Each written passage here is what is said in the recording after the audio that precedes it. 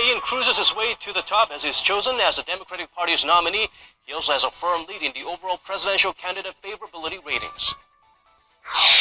Prosecutors will grill former President Park Geun-hye in her detention cell while expanding investigations into her former top aide, all to get to the bottom of a massive corruption scandal. U.S. President Donald Trump sets the tone for his upcoming summit with his Chinese counterpart. He warns Beijing to do its part in reigning in Pyongyang before Washington takes matters into its own hands. Hello, it's good to have you with us at this hour. I'm Daniel Choi.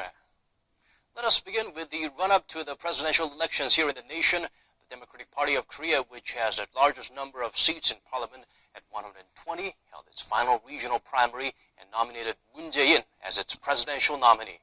Our Assembly correspondent Park Ji-won starts us off. The Democratic Party of Korea's fourth and final primary, which covered the Seoul metropolitan area, the poor city of Incheon, Gangwon-do province, and Jeju-do Island, wrapped up Tuesday, and the party has officially nominated its former party leader Moon Jae-in as its presidential candidate. About 15,000 party members attended the last primary at an indoor baseball stadium in Soron, Seoul, and the 64-year-old former party leader Moon won the nomination by securing more than 60.4% of the vote in the region. He was followed by Seongnam City Mayor Lee Jae-myung with 22% and Chungcheongnam-do Governor An Hee-jung with 17.3%. Altogether, including 3 previous rounds of the primary, Moon has secured 57% in total, followed by An with 21.5% and Lee with 20.2%. In his acceptance speech, Moon vowed to end the divisions in Korean society and embark on a new era of national integration. I will build a new order of integration with solidarity and cooperation. The people want to be united by common sense and justice.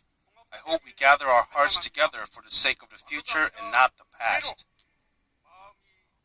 He also said this presidential election will be a race between justice and injustice, fairness and unfairness, adding that he will strengthen the nation's economy and security.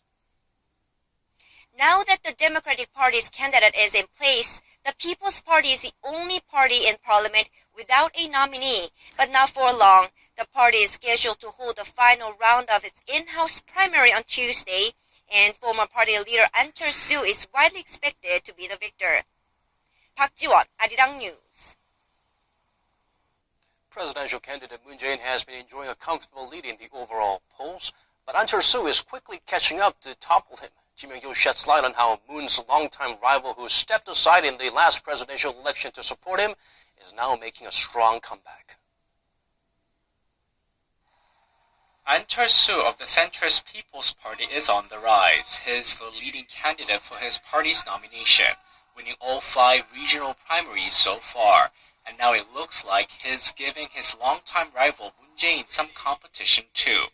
In a recent survey released by Real Meter on Monday, Moon's favorability ratings were at 34.9% to An's 18.7%. They were followed by another Democratic Party contender, An Hee-jung, at 12.1%. In a hypothetical 3-way race involving Moon, An, and Liberty Korea Party nominee Hong Jun-pyo, Moon was also in the lead with 46.1% to An's 26.3% and Hong's 11.9%. In remarks late last month, People's Party chief Park Ji-won expressed confidence in An's chances against Moon. An, the People's Party candidate, is like a spare tire. I'm sure Moon Jae-in will soon be like a flat tire, so we'll have to change it with An Chol-soo. An's best chance to gain momentum will be a consolidation of conservative and centrist forces around his candidacy to run against Moon. The next best solution might rest with voters who are dissatisfied with candidates from the conservative Liberty Korea Party and Padam Party and turn to An instead. An, a medical doctor turned software mogul, entered politics with a presidential bid in 2012, but ultimately dropped out to support Moon. Ji Myung-gil, Arirang News. Meanwhile, Park Geun-hye is set to be interrogated for the first time since being jailed for her connection to the massive power abuse and corruption case that led to her impeachment. The event will take place at the Seoul Detention Center due to cost and security issues.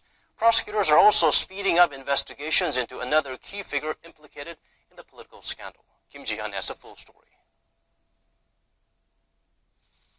Former President Park Geun-hye will undergo questioning on Tuesday for the first time since her arrest late last week. Prosecutors had originally hoped to question Park on Monday, but the date was postponed at the request of Park's legal representatives, who wanted more time to prepare.